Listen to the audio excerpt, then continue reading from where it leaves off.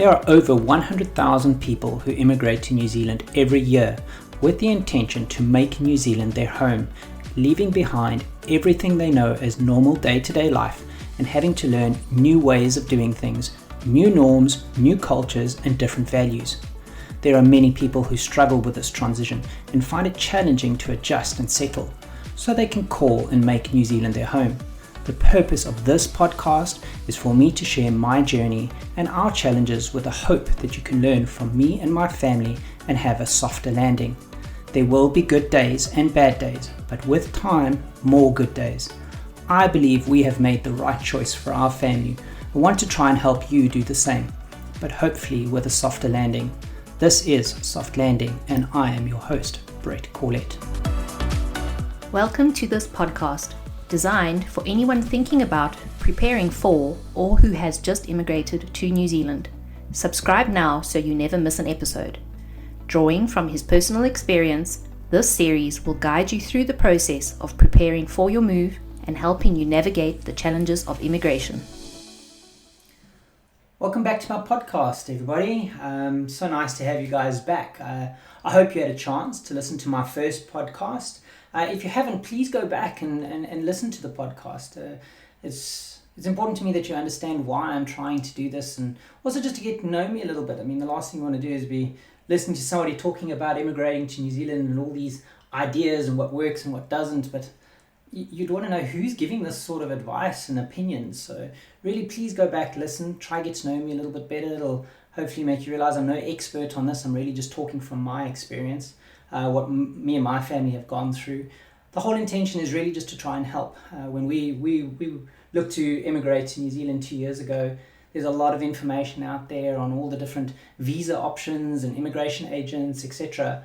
But when it comes to this real stuff, it was difficult. A lot of the time you were trying to reach out to friends you know, or people that you potentially, or somebody that knows somebody that lives in New Zealand, and try and catch up with them and try and get as much information out of them. But there wasn't a hell of a lot that I could find out online and videos and YouTube to really answer a lot of these questions. And some of it is just personal experience, and it just happens, and sometimes you even forget about this stuff, especially in your first, I'd say 6 to 12 months of landing. You're really in survival mode, so there's so much that goes on. Even me making these podcasts, I'm really having to think back and try to remember all the different things that we went through, and it's actually reminding me so much stuff that we had on the go and so much that we had to deal with, and why this immigration process can be so tough. So that's just really the reason we want to share. Hopefully make it easier for somebody else. If you're listening to these podcasts, you can learn from us and be better prepared and have a softer landing than what we did. That's the whole intention. Just hopefully it can be easier, and so that you can make this work. We're 2 years in and we are making this work, and it breaks my heart when I see so many people that have come all this way and they give up, or that it just gets too challenging. And I can understand why. Trust me, I really can understand why. But the whole intention is to try and prevent that from happening for as many people as possible, trying to make this a better experience, and for people just to be a little bit more prepared. And I think that's kind of where I'm going with this podcast today. It's a lot to do with planning. When I ended off the last podcast, I explained it really got to the point where I finally got that job offer. And when you get that job offer, it's like, oh wow, okay, now it's real. And that kicks off so many different streams that you now have to start working on. Yes, the job offer is the one thing that generally, or the last thing that you need to start closing off and getting those visas for you and your family and everything done. And like I said, I'm not an immigration agent, and this is not what this podcast is about, but it gets those streams going. But the other streams you've got to start thinking about, and that starts going through your mind, is, okay, wow, now how many weeks until we start getting our visa? So when do we buy air tickets? Geez, if you've got a property and you've got a house, we've got to get that house on the market. If it's not on the market already, gee whiz. If it is, how quickly can we sell it? How long is it going to take to get the money out from the house that we can actually use for a lot of the expenses that we're planning and going to have?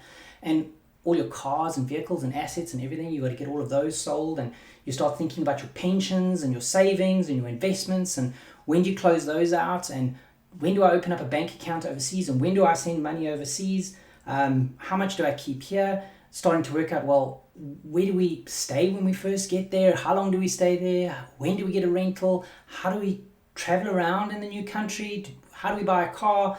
So it's all these things that start going through that you're trying to plan out. And what I found worked for us is we really started putting a project plan together, and really trying to work through different streams of tasks that we needed to get done, to get us from where we were in South Africa all the way through to Auckland, with time frames as best we could have time frames for what we knew, and keep adjusting those time frames continuously, and then having a budget that really mirrored that. But not just a budget for all the things that you were trying to get costs on, but also just having a risk budget. If there's anything that we definitely dipped into, it was a risk budget, having that buffer, because there's so many unknowns and so many challenges that unfortunately just curveballs that come your way. And I'll talk through some of our curveballs, but we definitely had to use that risk budget and constantly pivot and change our plan.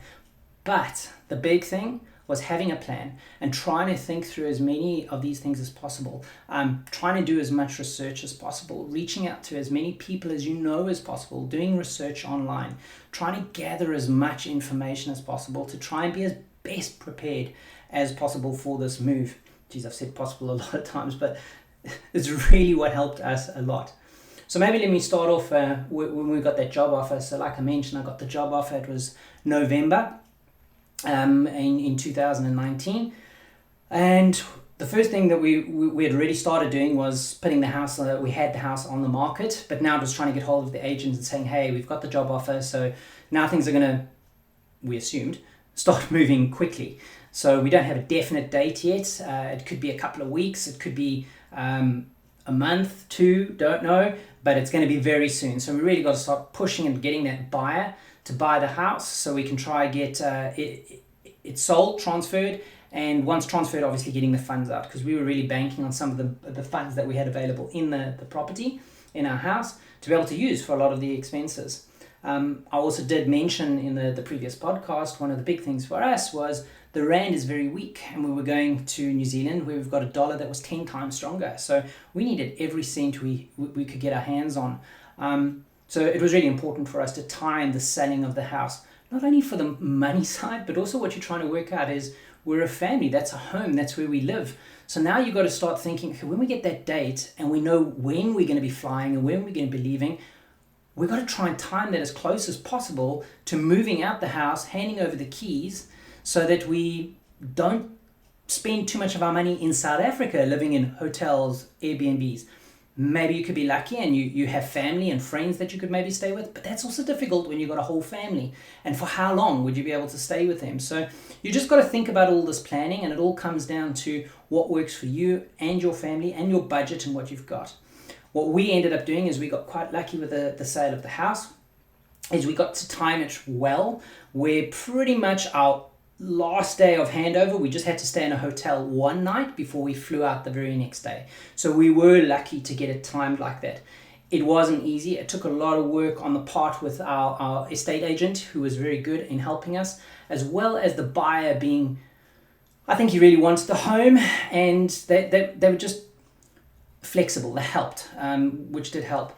A big thing we had to push for, though, is they did have their own home that they were trying to sell. So they were really pushing us that it had to be a subject to sale. So they were really pushing they would only let it go through, the sale of our house go through based on them selling theirs. And that was a big problem for me. So that one was a bit of a hard negotiation and pushback on, but we had to push back on it and eventually got them to agree no subject to sale. It was just straight, clean buy. Which did help, and that's why we could get it with a lot of blood, sweat and tears, get it to a point where we were actually able to move out, stay in a hotel one night, and then get on a plane and fly out. I think a big thing with the house as well is we got to, and we'll talk about it a little bit later, about your household goods and everything, and trying to decide what do you sell, what do you keep, what do you take a container, what do you take on the container, and I'll talk through what we took through, is what also helped with the people buying the house. Is there were certain things, furniture and electronic equipment like dishwashers, whatever else, that we decided we're not going to take with, and we threw it in with the sale of the house. They paid a little bit extra, but then they got to keep those things. So you could also be negotiable on those sort of things, so keep that in the back of your mind. But the house, we were lucky that went through, and the timing worked out quite well. What was tough for us timing-wise, though, is we got the offer in November, So we were really trying to push this over the silly season. What I mean by silly season was between Christmas and New Year. And that actually became a big challenge. So I know you can't plan those things. It all depends on when your offer does come through. And you just got to go with, hey, what you get. But just keep it in the back of your mind if it does happen to any of you out there where you get your offer and this is all happening to you over that period between the end of November, beginning of December, over January. It does get difficult dealing with all the different public agencies to transfer your houses. It also gets difficult with any dealings of immigration and everything like that as well, because a lot of people just go and leave and a lot of public sectors just close down over that period. In New Zealand, they work close up to Christmas, but from the 24th of December right the way up to the 16th, 20th of January, sometimes even the end of January, nothing happens here in New Zealand. It like dies, especially in the public sector. So it's very, very difficult to try and get hold of people, especially if you're on the other side of the world, and get things done. So that was a big challenge for us on our visa side, but also locally in South Africa with dealing with different agencies and doing the house transfers and getting it into the new buyer's name and everything like that, which was delaying us getting it sold to get our money out. So that was the only thing you must just try to keep in mind with your house. There's obviously different options. I'm just talking through what worked for us, okay? I know of other people that they sold their house earlier, they were able to get into a short-term rental, or they'll get into an Airbnb, or they had family help them.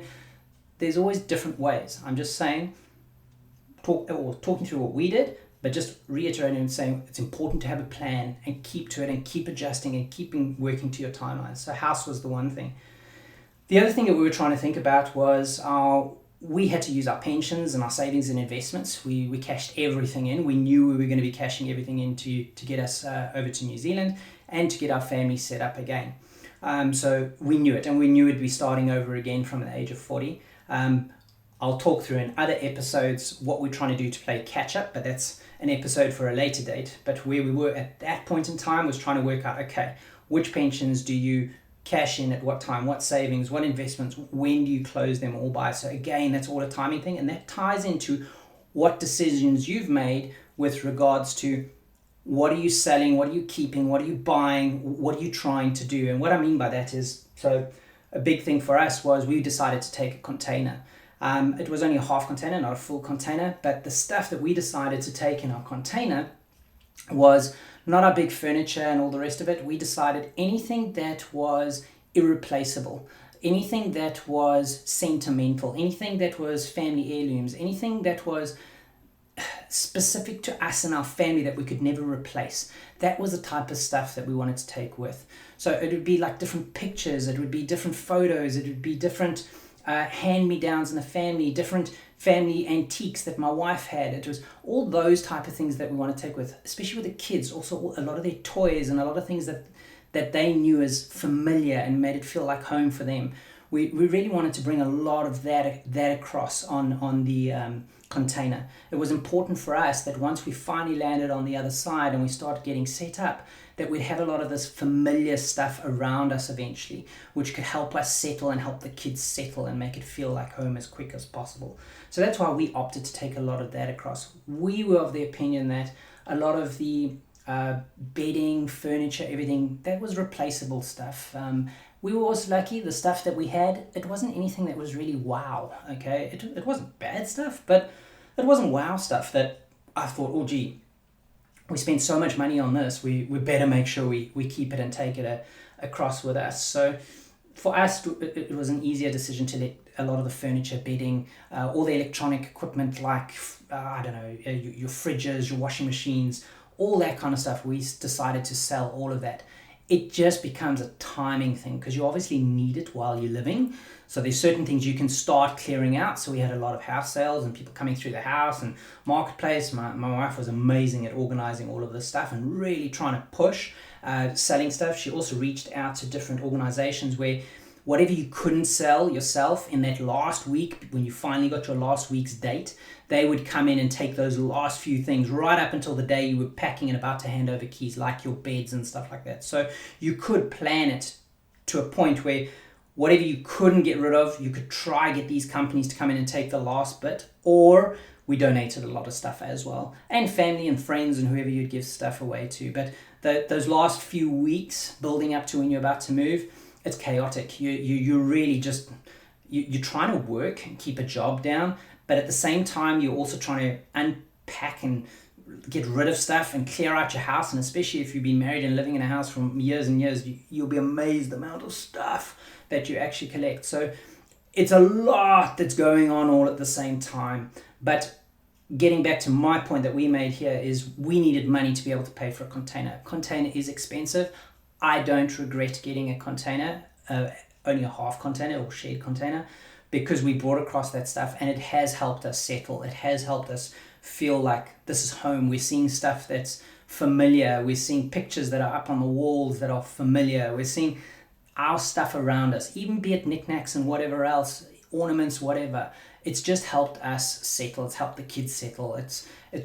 It's made this rental, though we're renting, feel more like home and similar to what we had back in South Africa. So I felt we made the right decision on getting a half container, and I don't regret that, even although it cost a lot of money.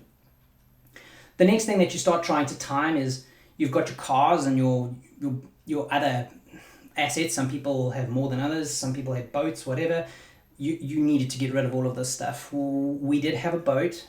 Where we were lucky is the minute we decided we were going to be immigrating and moving, as much as it broke my heart, because I love making memories with the kids going out and water skiing and everything on the dam, is I really put it on the market and sold it a lot earlier. And I'm grateful for that, because then when crunch time came now, we just in those last few weeks from when we get the offer to now, it's really moving quickly to get out of the country and on a plane and over to New Zealand. It was one less thing to worry about. So I'm glad I sold the boat and a lot of other stuff that was luxury items sooner. As for the cars though, that's when you're trying to work out, okay, how can you sell maybe one car and just keep one car that you guys share? And then how long can you keep that car before you have to sell it? Because you still need to travel and get around. I mean, sometimes the kids are still in school, and that's another question. When do you pull them out of school? When do they stop? So it's all this planning that you've got to try to do. Where we got lucky is we did sell all the cars bar one that we eventually were just sharing, my wife and I. It was her car that we kept. But we did make an arrangement with a dealer that we were lucky. We had bought other cars from him before over the years, so he knew us, and we explained to him we were immigrating, and he's dealt with other people that are immigrating, and he said to us what we can do is he's looked at the car, he's given a fair evaluation, he's given us an estimate price that he'll give us, but once we got a definite date, he'll come by, give us that last, see if he sticks to the same price or if it changes slightly. But then we could keep the car right up until the day before. So as much as we planned the house where we got it just the day before, so we had only stay in a hotel for one night, we did the same with my wife's car. They actually came and fetched her car on that last day as well. So we luckily had transport car to get around right the way up until that last night before we left. So that's how we were able to get the car all sorted, and then obviously funds, and he transferred it really quickly. So that did help. So that's how we sorted out the car and the boat. Household stuff, because we were only going to take the stuff that was sentimental to us, we started trying to get rid of as much as possible. So if there's anything that you weren't taking with that wasn't necessary to live, trying to sell, marketplace, whatever. My wife had already even started before we knew that we got the offer, because she knew there was stuff that she was going to clear out. So it could be like old baby clothes, it could be prams, whatever you don't need and you were keeping in the garage, whatever. She was just trying to get rid of all of that. So what we started doing is even furniture inside, a lot of kitchen utensils, like your KitchenAid and your kitchen stuff, started selling that because you wouldn't need it. So she was trying to clear out as much as possible. It did end up that a lot of stuff did get donated as well. I know my wife did mention that in the kitchen, two things that she does miss, even to this day. She had nice Bauer pans and everything like that. She misses her Bauer pans, although we've got pretty decent stuff here. It's just not as good as what we had back home, and that she misses. She also explained that there was a like a oven dish that she really liked back in South Africa that we've replaced here, but it's just not quite the same. So there's those odd few things that you do miss. A big thing for me was my polo. I missed my polo back in South Africa, and in hindsight, we used it right up until that last night. I wish I had squeezed in my polo into my luggage and brought it with, or at the very least put it in the container, so it would have been here a couple of months later. So that's one of the things that I regret not bringing with, and my wife, but nothing major. As I said, we brought all the stuff that was sentimental to us, that was familiar to us and the kids, and it made home, and then we rebuilt on this side with regards to lounge furniture and dining room furniture and TVs and a lot of that stuff. So we've built that up over the last 2 years again. But I'll talk to that a little bit more. But timing wise, it was just big to try and do that clean out, trying to lead up to when you're about to sell the house. Container wise, I don't regret taking the container, but one thing that was important to do with the container was the whole door to door. It was great that they were able to help us on that last week before we were moving. So they started packing up all our stuff a couple of days before that last day before we had to fly out. They actually come in, they label everything, they pack everything, they bubble wrap it, box it, whatever else, which is great. They put it on the truck, they take it off to the shipyards, whatever, put it on the container. And not only on this, on the South African side, but then on the other side, they pick it up, they drive it right to the house. And even although our rental, and I'll get into that at another stage, it changed a few times by the time the container arrived here in New Zealand. They bring it to your door, they help you unpack it that side. And a funny thing that they help you do is get rid of all your boxes and your polystyrene. You think, boxes, polystyrene? Easy in South Africa to get rid of that stuff in the trash or to chuck away, to throw away. But here in New Zealand, they are very particular about recycling. And to get rid of polystyrene, you've got to find certain places where you can take polystyrene and actually dispose of it. And when you've got it in large amounts, that can be a challenge, getting rid of it, as well as boxes. You've got to break it all down, take it to the recycle places, and depending on where you take it, it can be difficult to get rid of a lot of boxes. So it was good that they didn't only do the door to door, but they also took away all the polystyrene and boxes and everything like that, which was big for me. So getting back to it, so we got the offer and the visas and everything are on the go. Difficult over the Christmas period, the same with the sale of the house, but we got to time that right. The cars and everything I spoke through and how we timed that, so that was good. So we got the money in from that.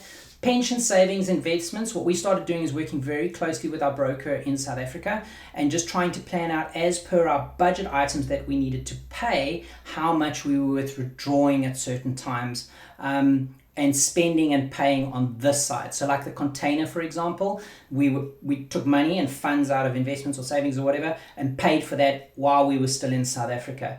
What we also did, talking about cars, is we were able to also arrange that we bought a car in New Zealand, in Auckland, while we were still in South Africa. How we managed to do that is we actually relied on our friends. We had friends of ours that were in New Zealand. We phoned them up. We went online, so there's the Auto Trader, but for New Zealand, and I could surf and find cars. I would only look at a car that is at a dealership if you're going to do it without seeing it. In New Zealand, there is something that they refer to as Japanese imports. So I'll use a Mazda as an example. You can get a Mazda that is a genuine Mazda that's from a dealer here in New Zealand that's been shipped and specifically shipped and sold in New Zealand, or you could get a Mazda that's been shipped across but was sold at a Mazda dealership in Japan and then brought across later secondhand to New Zealand. The differences are as follows. The one that was original for a Mazda dealership and sold in New Zealand, all the electronics and all the displays and everything like that are all in English and everything like that. The Japanese imports, a lot of those digital computer things are all in Japanese. And then to get them converted can be difficult. Although those cars can be cheaper, you're going to have those sort of challenges with the computers and all the electronics inside the car because of the language, actual physical languages. It'll talk to you in Japanese and the writing will be in Japanese and whatever else. There is places that do conversions and stuff like that, but just be careful of that if you're buying. So what I did is I did it online, but I did it through a dealership. So one, I knew that a dealership was less risky. I knew that there would be warranties and whatever else on the car. Again, this all depends on your budget. what I did is got friends of mine to go see the car, test drive the car. They gave me video footage of the car and everything like that when I was still in South Africa. And what I did is once I'd chosen that I was going to go ahead with the car, I opted to buy it while I was still in South Africa. And I arranged for them what they would do is once I'd done the transfer and paid, and that was from my normal Ned bank account, my normal South African bank account, I just did the transfers. I did do it in 3 separate payments just because of transfer limits for the amount on the car, but I did in 3 payments. Once the dealership saw the money and it was all in, all sorted. All I had to do was just put down a deposit, a holding deposit, which I used my credit card for, and gave them the credit card details, and it works. And that was my South African credit card and everything, so it all worked. And that's how I secured the car in New Zealand before we even landed here in Auckland. What I also arranged with the dealership is they were able to then, I told them I'd give them a date for when we were landing and which hotel we'd be booked in for the first night, and they even drove the car to that hotel, gave the keys to the hotel, and the car was in the parking lot for me. So the nice thing was when we landed in Auckland, we took our transfers to the hotel, slept, my car was already there, and I could start driving around the very first day. So I was independent and everything. So that's how we were able to plan the car, which worked out really nicely. But just be careful of the caveats around. You got to know that you have a friend that you can trust that'll look at the car for you. Know that there are these Japanese imports and everything, so be careful who you buy the car from. So that's why I recommended dealerships. But again, it does depend on your budgets and everything like that as well. So that's how we got the car sorted out. The other thing that we try to do in parallel is we try to secure a rental while we were still in South Africa. Everybody told us we were mad and there was no ways you're going to get that done, because securing rentals and the rental process here in New Zealand is very different to back in South Africa. And I'll talk through it later or potentially in another episode. But we were lucky enough, we actually got it right. We got friends of ours again to go look around in different areas in New Zealand. We were specific about the areas in relation to the schools we wanted our kids to go to, because they are zoned for certain schools. So you've got to make sure you get into an area that is for the school that you want your kids to go to. So it's recommended you go think about what school you want your kids to go to before you settle in that specific area. So we were lucky with the friends that we had found the area we wanted to be in. They went and viewed certain homes for us that we were looking at on Trade Me and on real estate.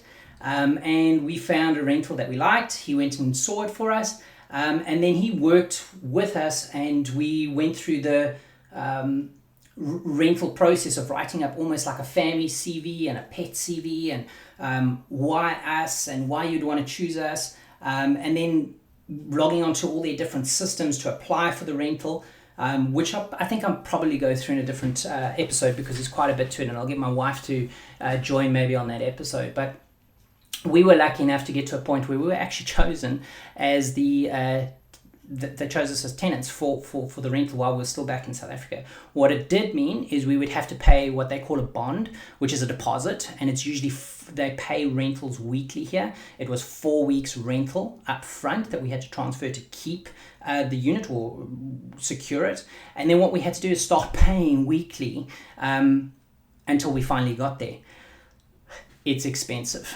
Rental here is expensive. I will do another episode eventually, and I'll go through the actual budgeting, the living budget, like your living expenses and budgets, and how much of your salary you should consider putting towards what items to live here day to day.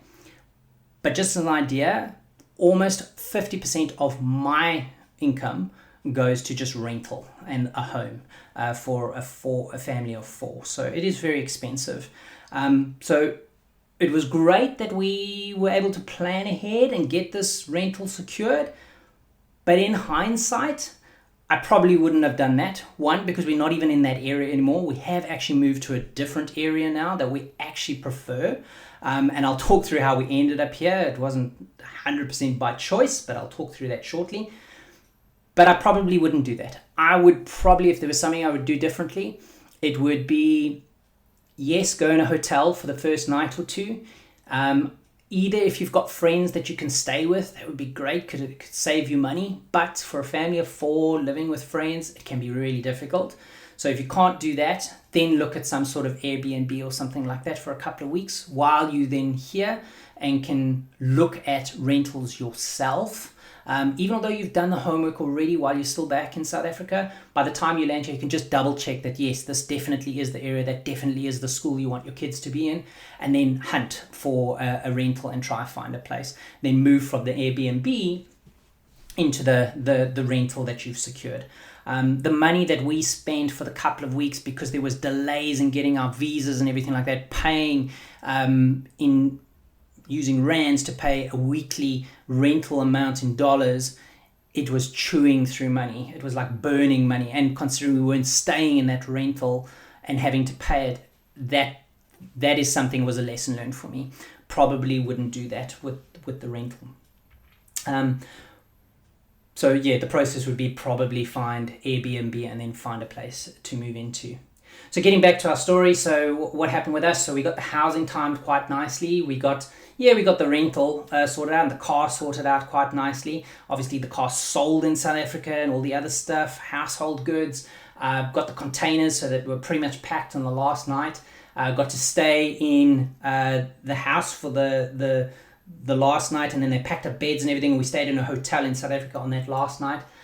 Once we finally got the dates, and yes, there was delays over Christmas and everything, so we could book our flights, because we were over Christmas and it had delayed in getting our visas and everything, it was starting to get to a point where the job I had secured in Auckland, they were starting to get a bit, not worried, but they were putting pressure on us, saying, hey, if you don't get here in the next couple of weeks, I don't know if we're going to be able to keep the position open for you, because it had been so long now. So when we finally got our visas and everything come through so that we could book our air tickets, and don't book air tickets until you get your visas, okay? So I'm sure your immigration agents will probably tell you the same thing, but if you're doing it yourself, do not spend the money on air tickets, in my opinion, until you've actually got your visas, so you know you can actually secure the date that you're going to fly out.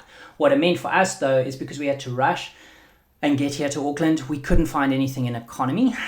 Everything was sold out. Also because of the time of year, lots of people had been traveling over Christmas. They're trying to get back home.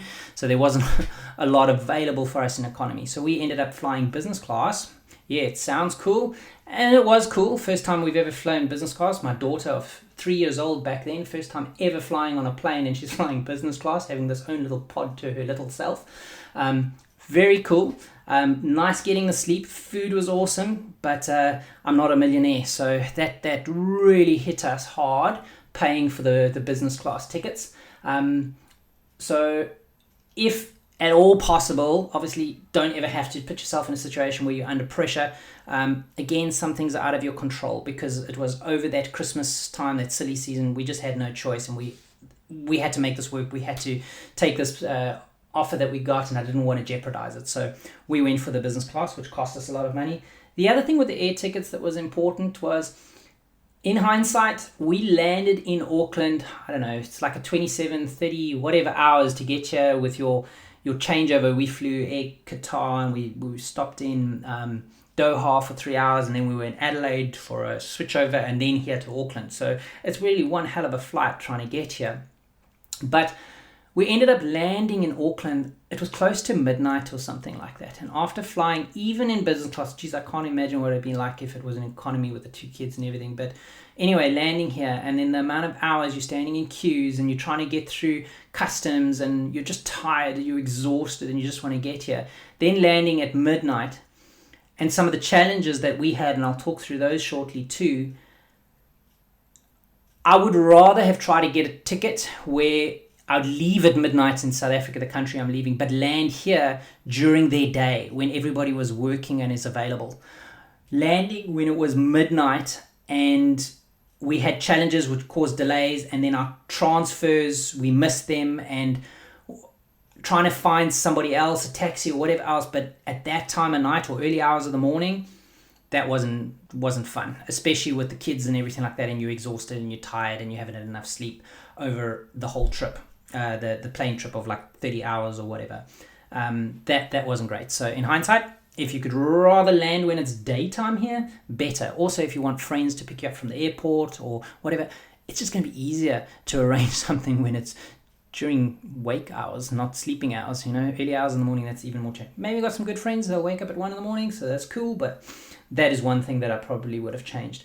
So talking through the whole thing, so we've pretty much got to the point where we've sold, packed up, everything's gone pretty according to plan in South Africa. One thing we were also able to do was we got to open up bank accounts here in New Zealand while still in South Africa. So you can do that. You just cannot access them until you land in country, and you have to go physically into the bank, show them your ID, show them all the information that they wanted so that they'd say that you are who you say you are.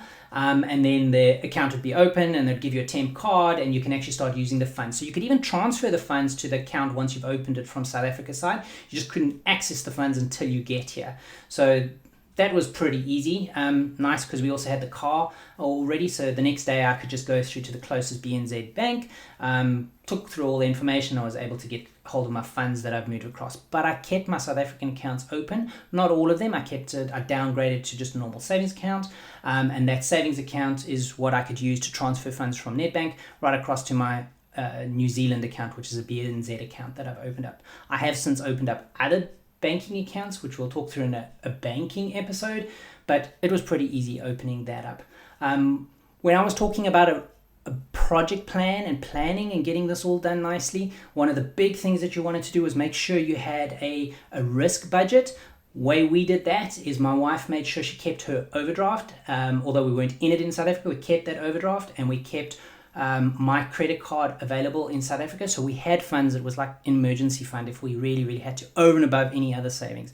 And I mean, that was a last resort, but we just wanted to think about in any situation that if we really needed access to funds, we could at least get it. But the idea was to eventually close those accounts down and get rid of that credit over time once we got here. But if we needed it in this transition period, we had it available to us.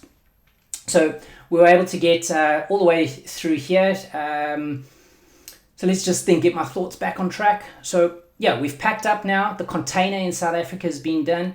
It's that last day we hand over the keys to the new buyer of the house, and then I got friends and family to take us through to a hotel that night before we took our plane flight the next morning when we were actually leaving South Africa. And that went pretty well, and that was all pretty smooth. Got onto the plane flight, that was all good. Obviously, I'm not going to get into the emotional stuff now of all the goodbyes and everything like that, but just the planning wise, we got to the airport and got onto the plane. First stretch was all fine. Getting off at Doha was fine. We had a three-hour layover. The 3-hour layover, because we were now lucky that we had business class, we had specific areas to rest in and lounges to go to with the family and the kids, so we were spoilt with that, so that worked well.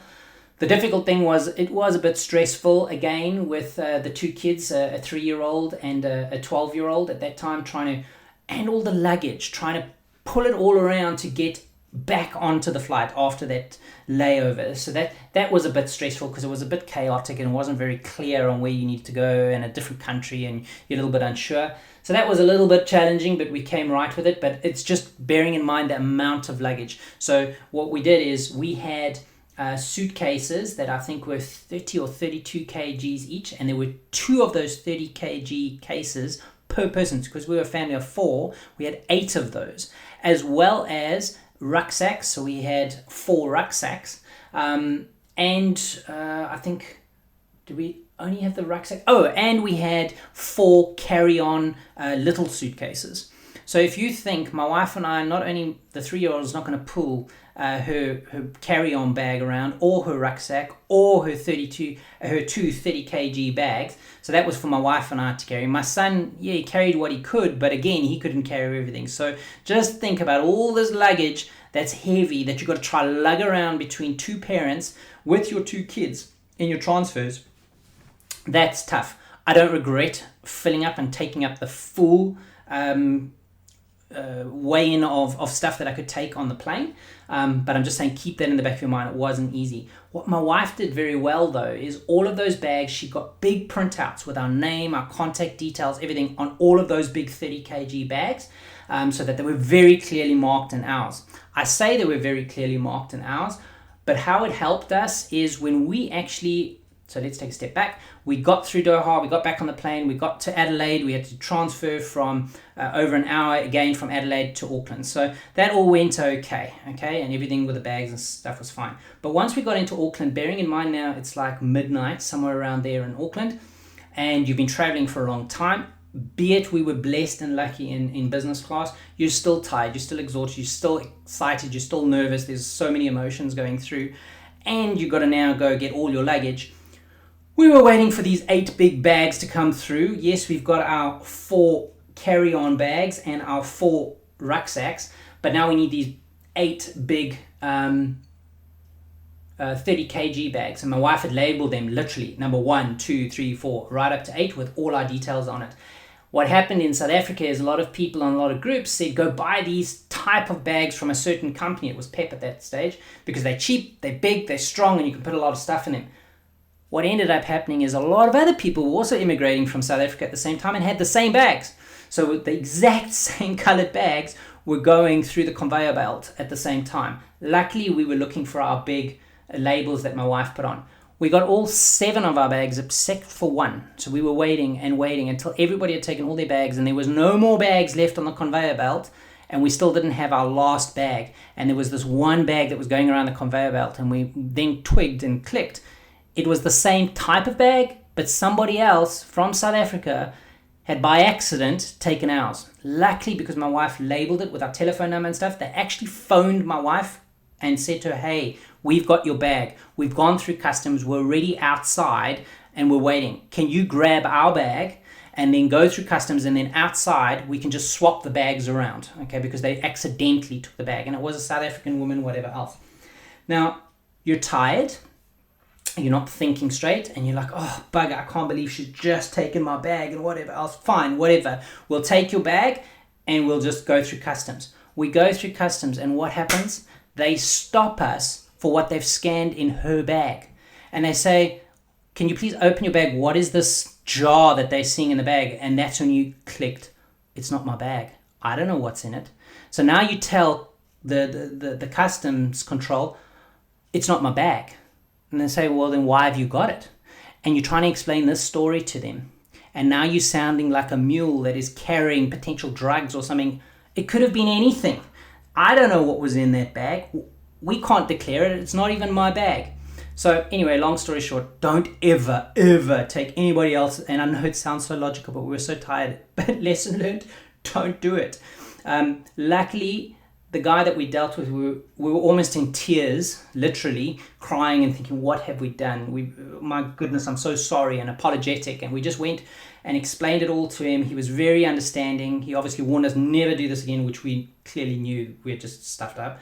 But he said, fine. He walked, got hold of the other lady on the outside that actually had that was actually the owner of the bag, started engaging with her. We met up with her. She gave us our bag.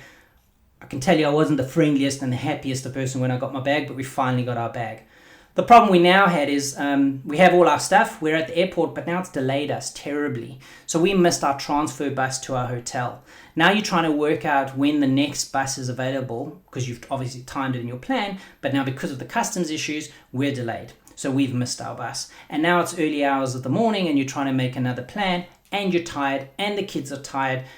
You're in an airport, you don't have internet. Well, you do, but it's kind of expensive if you've got international roaming on your phones. You try go into a shop, you try get a little SIM card, you try buy data. Buying data on pay as you go, so it's as you spend it, is so expensive here in New Zealand. So it's actually so much easier to get a contract signed up straight away with a whole lot of data, and that's the way to go. In hindsight, had I known that, had I landed during the day and not at midnight, I would have gone straight to a cell phone shop, opened up a contract, got plenty of data which you need for your GPS, getting around, surfing on the internet, trying to figure out what things are. It is so important. Don't do pay as you go. That sucked money dry as well. But getting back to us at like 2-3 in the morning, we're trying to figure this out, running into the airport, getting free Wi-Fi, trying to work out what was going on. It was a nightmare. We finally got it all sorted so that we could get a bus and we could get to the hotel, and then just crash because we were exhausted. In between all of this, which I haven't spoken about, is although we've now finally got to the hotel, 30 minutes before we left South Africa and got on our plane, we got a call from back our rental agent, our landlord in New Zealand, because we secured a rental. They had terrible flooding the week before we left South Africa to come to Auckland, and the rental got flooded, and it was so bad that it's uninhabitable, and they were phoning us to let us know, sorry, they'll give us our money back for the bond, but even although we've been paying for all those weeks until it got flooded, we can't move into that rental. So when we were getting on the plane on our way from South Africa to Auckland, that's when we first found out, well, we also don't have somewhere to stay, because as per our plan, we were going to go into the hotel for a night, and then we were going to move into the rental, which is clearly not what was going to happen now. So we had to get, nothing we could do. I said to my wife, we'll figure out when we get to Auckland. Let's just get there now. There's no turning back. We'll have to figure it out. And that's when we got to the point of, okay, we're all the way in Auckland. We're in a hotel. Let's get some sleep and then start trying to work out where to from here. Now, I know I've already been chatting for quite a bit of time, and there's a lot of information I'm trying to share at once. So I think I'm probably going to leave it there, and I'll pick up on my next episode and pick up from when we finally landed in Auckland, when we were in that hotel, and after we've had a little bit of sleep, where to from there and what we did next. But let me just close off with just telling you what I feel is important when you're at this stage where you're got that offer, you're busy packing up at home, and you're about to get on a plane and get to this side. Planning, research, talk to as many people as possible. Get a plan, but a plan that also works with, that's tied to your budget. Make sure you have a risk budget as well, because things are going to go wrong that you're going to have to pay for. And stay on top of that plan all the time, because it's going to keep changing. And just never give up. This can work. It is possible. We've done it, and we did it with a lot of challenges. As I said, our rental got flooded, and I'll tell you in the next episode when we start talking from here. We also were here for not even 2 weeks, and a cyclone hit. So lots to share, lots of exciting stuff to share with you in our challenges. But the point I'm trying to make is, as long as you've got a good plan, as long as you're on top of your budget, you've got a bit of risk or emergency budget worked in, and just know that you are going to have to pivot. You're going to have to rely on each other. It's a very stressful time, but you can make this work. So thanks for listening to me again. I'm going to just ask, please follow me on your favorite platform for podcasts, and please also share my podcast. And if you can, write a review already and rate me. And give any comments. If there's anything else that's important for you to know, give those comments, because then I'll make sure one of my episodes that I eventually speak through that topic and try to tell you my experiences addressing whatever points you write on there. Or if I know somebody, potentially I could bring them onto the podcast to try and address those. So thank you very much for listening. And I just really hope that this added a little bit of value for somebody that's at those early exciting stages of moving to New Zealand. You must all keep well, stay safe, and I'll speak to you soon.